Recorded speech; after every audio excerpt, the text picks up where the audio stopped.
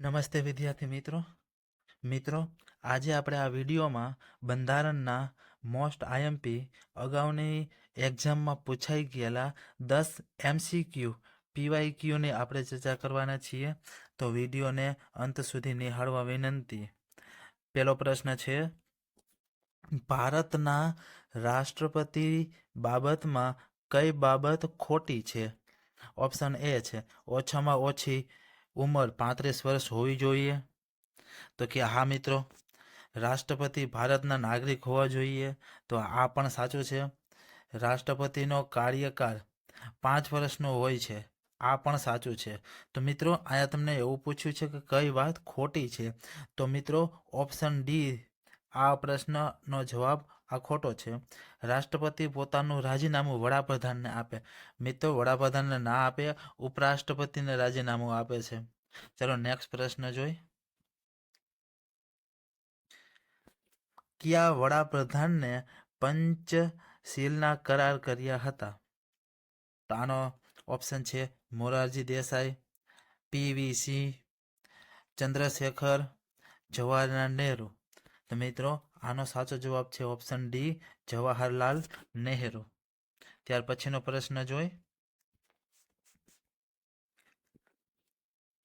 પ્રશ્ન છે operation blackboard નો સંબંધ કોની સાથે છે?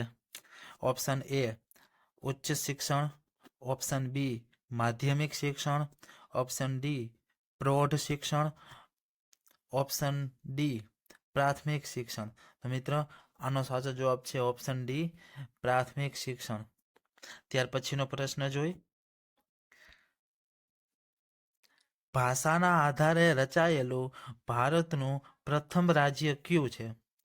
ઓપ્શન એ છે Andhra Pradesh, option B Rajasthan, option C Maharashtra, option D Odisha. તો મિત્રો આનો સાચો જવાબ છે ઓપ્શન એ આંધ્રપ્રદેશ. ત્યાર પછીનો પ્રશ્ન જોઈ. રાજ્ય વિધાન પરિષદના સભ્યોની મુદત કેટલી હોય છે?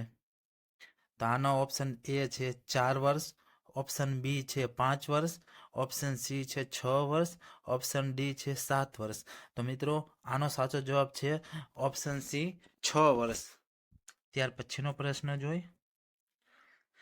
નીચેનામાંથી કઈ સંસ્થા બંધારણીય સંસ્થા નથી?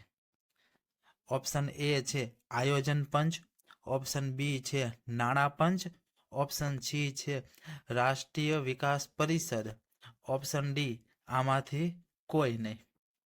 તો મિત્રો આનો સાચો જવાબ છે આયોજન પંચ, જે બંધારણની સંસ્થા નથી. ત્યાર પછીનો પ્રશ્ન જોઈએ આપણે. ગ્રામ પંચાયતની ચૂંટણી કરવાના અધિકાર કોનો હોય છે? તો આનો ઓપ્શન છે જિલ્લા વિકાસ અધિકારી, ઓપ્શન બી રાજ્ય ચૂંટણી પંચ, ઓપ્શન ડી તાલુકા વિકાસ અધિકારી, ઓપ્શન સી તાલુકા વિકાસ અધિકારી, ઓપ્શન ડી રાજ્ય સરકાર. તો આનો સાચો જવાબ છે ઓપ્શન ડી રાજ્ય સરકાર. ત્યાર પછીનો પ્રશ્ન છે બજેટ કોના દ્વારા તૈયાર કરાય છે? મિત્રો બજેટ કોના દ્વારા તૈયાર કરાય છે?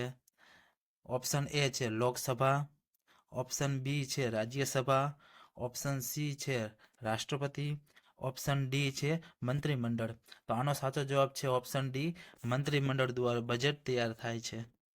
ત્યાર પછીનો પ્રશ્ન જોઈ. રાજ્યપાલને નિમણૂક માટે ઓછામાં ઓછી કેટલી ઉંમર જરૂરી છે? ઓપ્શન એ છે 21 વર્ષ, ઓપ્શન બી છે 30 વર્ષ, ઓપ્શન સી છે 40 વર્ષ, ઓપ્શન ડી છે 35 વર્ષ. તો મિત્રો આનો સાચો જવાબ છે ઓપ્શન ડી 35 વર્ષ.